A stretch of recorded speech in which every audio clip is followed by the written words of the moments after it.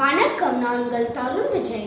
இன்று 75வது அரண் என்ற பாதுகாப்பு சம்பந்தப்பட்ட அதிகாரத்திலிருந்து முதல் குறளான 741வது குறளையும் அதன் பொருளையும் கூற வந்துள்ளேன்.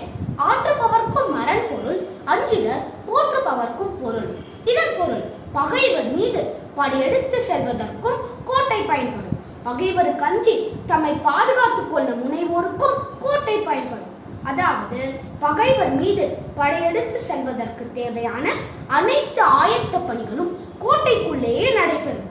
அதே போலவே பகைவர்கள் நம்மை தாக்க வரும் பொழுது நம்மை பாதுகாத்துக் கொள்ளவும் அதே கோட்டையே பயன்படும் என்கிறார் திருவள்ளுவர் இந்த திருக்குறளில். நான் இன்று 76வது பொருள் செயல்வகை என்ற செல்வம் சேர்த்தல் சம்பந்தப்பட்ட அதிகாரத்திலிருந்து முதல் குறளான 751வது குறளையும் அதன் பொருளையும் கூற வந்துள்ளேன்.